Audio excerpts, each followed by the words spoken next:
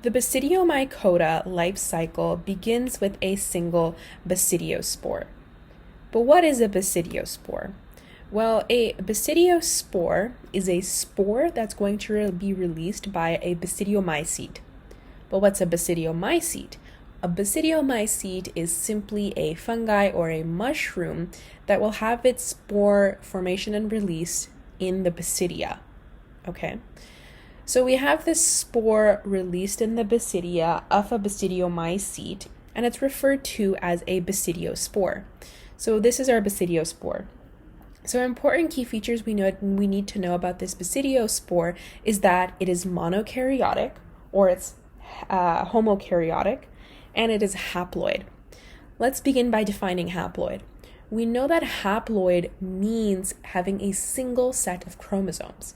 Remember that when we talk about humans are diploid, so we have two sets of each chromosome, one from the maternal side, one from the paternal side. But when we talk about fungal species, the Basidio spore begins as haploid, so it has the one set of chromosomes.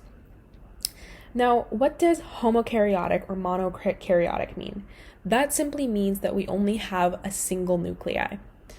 Now, in species that are heterokaryotic, which we'll see in a bit, heterokaryotic species simply means that they have two nuclei. But here, where we are homokaryotic, we are monokaryotic, meaning that we have a single nuclei. Now, what happens is that when this Basidio spore finds a region that is a beneficial environment, it's going to begin to grow, or it's going to it's going to start germinating.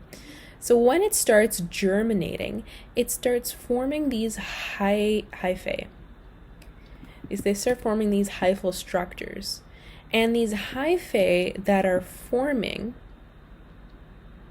are going to be monokaryotic. So we're just going to draw a single nuclei. So remember that when we talk about hyphae, it is a tube-leg structure. There's going to be septation. These are just basic features of a hyphae. There's going to be septation, and they're going to be haploid or monokaryotic. Now, this structure, where we get that initial germination and that hyphal growth, that's going to be referred to as the primary hyphal structure. So it's going to be the primary hyphae, and since it's haploid, we always denote the diploid or haploid by either writing N. So remember, humans are 2N, but right now we're talking about haploid, so these Basidio spore and this primary hyphae are N. They're haploid. Now, as germination continues, we are going to see more and more hyphal structures. So we're going to see a lot of more branching coming from that Basidio spore. And remember, it's all still going to be haploid. So we're going to have that single nucleus, we're monokaryotic, and we are going to be haploid. We have one set of chromosomes. I'm not going to draw out all the septation. We can get the idea that there's septation, and in each septated area or compartment, we're going to have a nucleus. It's going to be haploid, and we're going to have a single nucleus, so it's going to be monokaryotic. Now, once we reach this stage where we see these multiple hyphae forming, when we have multiple hyphae together, this is referred to as a mycelium. So a mycelium is a network of several hyphae. Now what's going to happen is that this fungal organism is going to interact with another identical fungal organism. So I'm going to draw this out to make it more clear. So let's say we have another fungal organism in near proximity, which is also undergoing mitosis, and it's generating these hyphal structures, and it's also monokaryotic and haploid. Now these two are going to interact with one another. This one also has that same septation, and it's going to be monokaryotic, so that single nucleus. Now when these two interact with one another, their cytoplasms are going to fuse, okay? When their cytoplasms fuse, that's referred to as plasmogamy. So this structure that forms now when these two fungal organisms, when they interact with one another, this is referred to as the secondary hyphae. Now, one thing we need to make note of is that we started off with this organism being N, and we found an identical species, which is also N. So the resulting species is going to be N plus N, okay? It's not going to be 2N, because remember, we have a single copy of chromosomes in this structure and a single copy of in this structure, and we're fusing the cytoplasm together. We're not fusing the nuclei together. So since we're only fusing the cytoplasm, it's going to be N plus N. It's not going to be 2N. Okay, I'm just going to erase this. So moving forward, what happens? As we move forward, when these two combine together, in each compartment, we are going to see 2 nuclei. So I'm just going to draw out the hyphal structures of our resulting species. And remember, we have these compartments. And in these compartments, now we're going to have 2 nuclei, one coming from each fungal species. Now, what's going to happen next?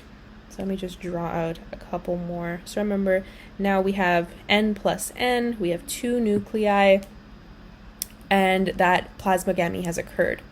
So the next step is going to be our fruiting body.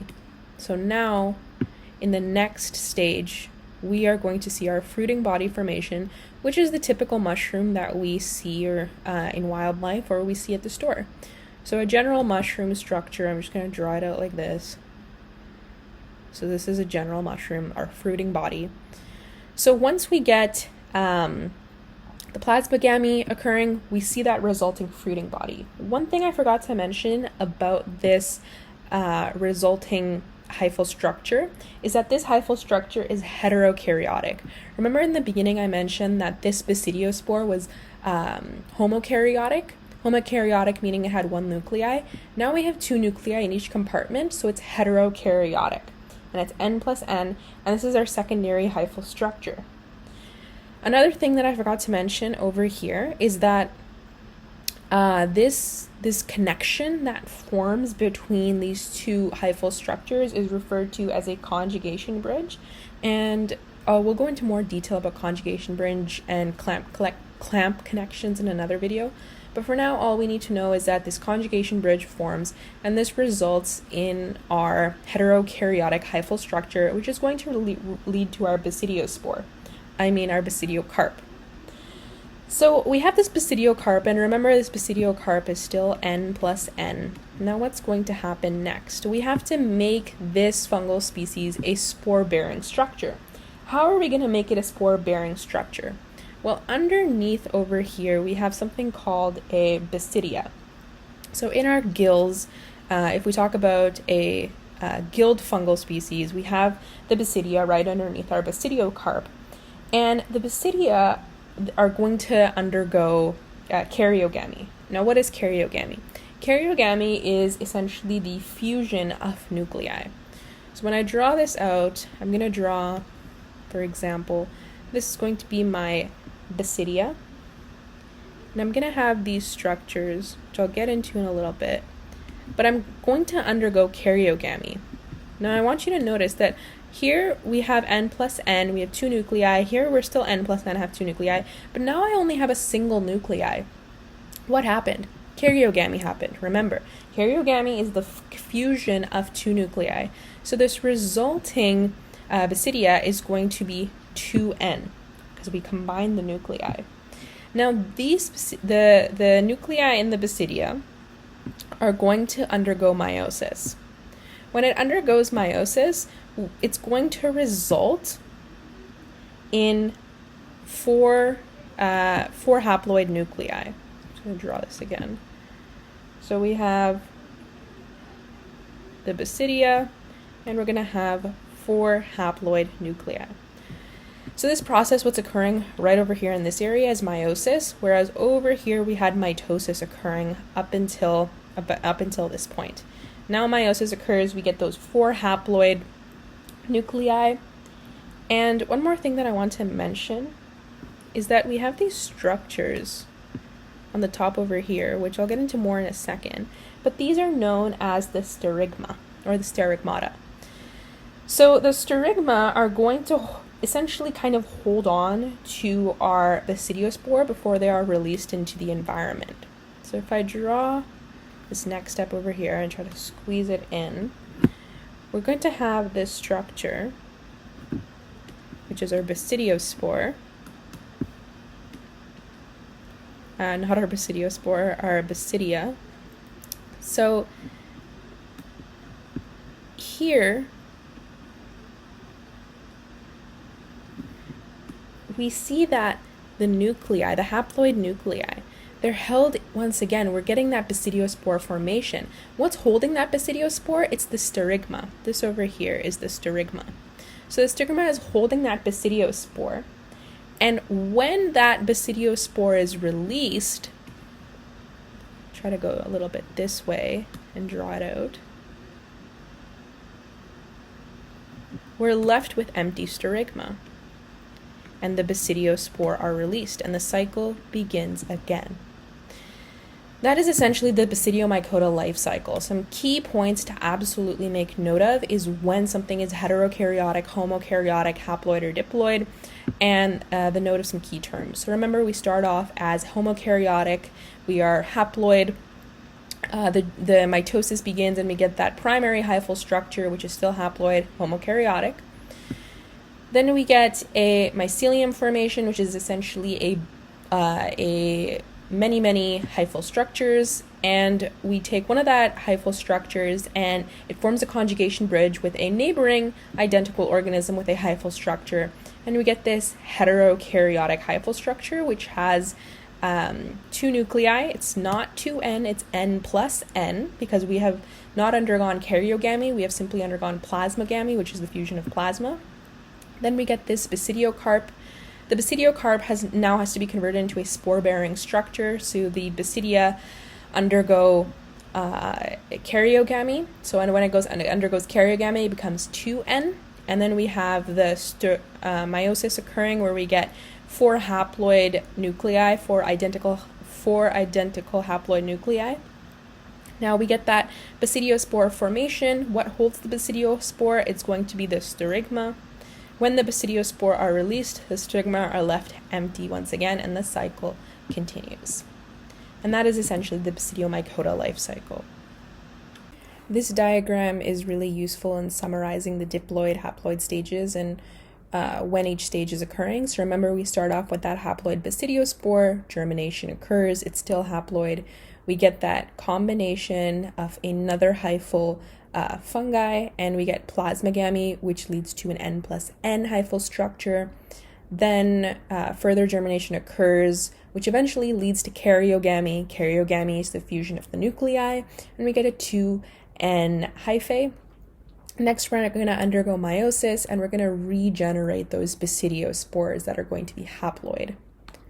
One more diagram I want to show is that over here we can see our Basidio spores undergoing germination. We get the monokaryotic hyphae, which is our primary hyphae. We undergo plasmagamy with an identical hyphal structure, and we get this conjugation bridge formation, and it results in a dikaryon, or a heterokaryotic hyphae structure, which is going to be n plus n. We have 2 nuclei.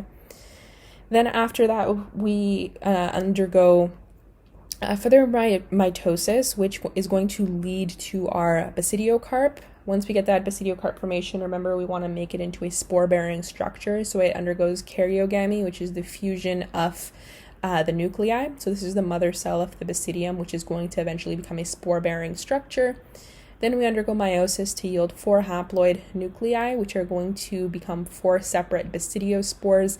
This here is the Starygma, or the Starygmata.